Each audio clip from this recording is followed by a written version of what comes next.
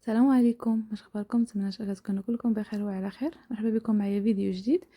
بما اننا في شهر رمضان كنبغيو التحليات بزاف سواء الفطور او السحور، فاليوم جيت نشارك معكم واحد التحليه بمذاق الفاني وشوكولا. تحليه كتجي كريميه، كتجي لذيذه، وفاش كتاكلوها وكانكم كتاكلوا ايس كريم، لاننا كنضيفوا لهاد التحليه واحد المكون سحري اللي هو موجود ومتوفر وكيعطي واحد المذاق رائع للتحليه ديالنا، كيعطيها قوام كريمي وكيعطيها مذاق ديال الايس كريم. وكأنكم كتاكلوا ايس كريم ديال فاني وديال شوكولا. ما نطولش عليكم، ندوز ان شاء الله جميعا نشوفوا الطريقه والمقادير. اذا ان شاء الله نبداو على بركه الله. غادي ناخذ واحد جوج ديال لي كاسرول، وحده غادي نديرو فيها ديال الفاني، وحده غنديرو فيها ديال الشوكولا. فكنديرو نصف لتر ديال الحليب بارد في كل وحده فيهم. نصف لتر ديال الحليب.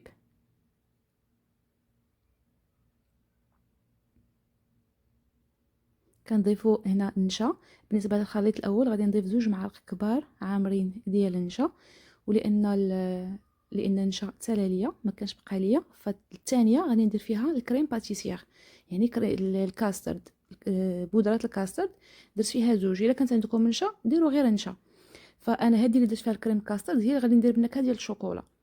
كنضيفوا السكر على حسب الذوق، سكر حبيبات سنيده. فانا هنايا درت 3 ديال المعالق في التحليه الاولى، تقريبا 2.5 ما عامرينش، الثالثه ما عامراش، والتحليه الثالثه الثانيه حتى هي غندير فيها نفس الشيء. غادي ندير فيها 3 ديال المعالق ديال سكر حبيبات اولا سكر سنيده. درت فيها 3 عامرين لان الثالثه غادي نديروها بشوكولا. كنخلطوا هذاك الخليط مزيان. في هذه المرحله هذه في اللي درنا فيها الكريم باتيسير تقدروا ديروا فيها واحد المعلقه كبيره ديال الكاكاو بودره. انا هنايا ما درتوش، استغنيت عليه، وغادي تشوفوني من بعد شنو اللي غادي ندير. فهنايا كي قلت لكم هذه اللي غادي تكون بشوكولا، وحده فيهم يعني تقدروا ديروا فيها معلقه كبيره ديال الكاكاو بودر، يعني كاكاو المور. صافي كنديروا الخليط ديالنا فوق البوطه مع التحريك المستمر. كنستمروا في التحريك ديالهم بزوج، يعني باش ما يتحرقش لنا القاع ديالهم. صافي هنايا من بعد ما تعقد الخليط كيف ما غتشوفوا معايا، يعني كنوجدوها دقه واحده، لان الطريقه باش غادي نقدموها كيخصنا نوجدوهم بجوج دقه واحده. صافي هنايا هذا اللي قلت لكم درت فيه الكريم باتيسير، درت فيه شوكولا. كانت عندي هنايا شوكولا حبيبات، تقدروا ديروا فيه شوكولا قطع يعني على حسب اللي متوفر عندكم. درت انا هنايا شوكولا غيش باش كتعطينا واحد المذاق زوين للتحليه ديالنا.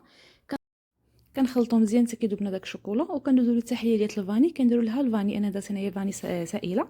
تقدروا ديروا سكر ديال الفانيلا.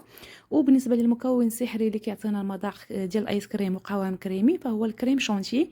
فهنايا كنضيف للخليط ديالنا 2 المعالق كبار ديال الكريم شونتي، كنضيفوهم فيهم بزوج، في ديال الفاني وفي ديال الشوكولا. كنضيفوهم والخليط باقي سخون، وكنعاودو كنخلطو غير بالمضرب اليدوي. كنخلطو مزيان حتى يندمجوا لنا جميع دوك العناصر، يعني ديك الكريم شونتيي كتذوب لينا في وسط هذاك الخليط، وديال الشوكولا حتى هو يعني كيختفي الخليط الابيض، كيولي عندنا الشوكولا كلها دايبه. صافي وكندوزو كنقدموهم. انا قدمتهم بهذه الطريقه هذه.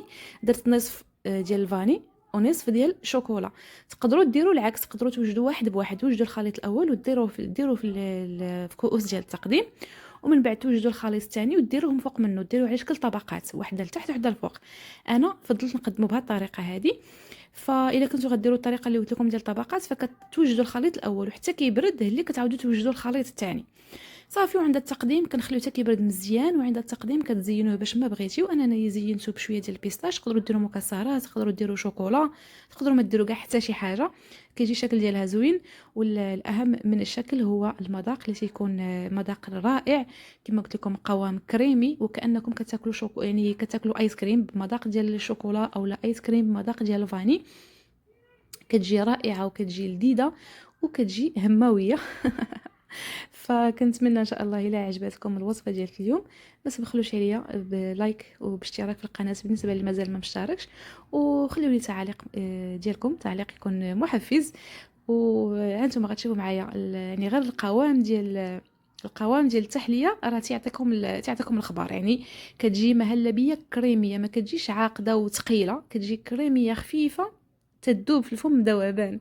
وبالنسبه لطبقات الشوكولا الا كنتم ما كتبغيو الشوكولا فتقدروا تعوضوها باي يعني باي فاكهه. كديروا مهلبيه مثلا ديال الفريز، مهلبيه مثلا ديال الليمون يعني البرتقال، ديال المونغ، يعني غير عوض الحليب والنشا. كديروا العصير ديال الفاكهه اللي بغيتيو اولا اللي متوفره عندكم مع النشا، ومع ال مع ال يعني النشا اللي هي المايزينا مع السكر حبيبات، وكديروا نفس الخطوات، وهكذا كيكون عندكم ايس كريم بجوج ديال المذاقات مختلفه ديال الفاني وديال الفاكهه اللي نتوما ضفتوا. ف هكذا نكون وصلنا لنهايه ديال الفيديو. ما بقى لي الا نقول لكم مع السلامه، في امان الله.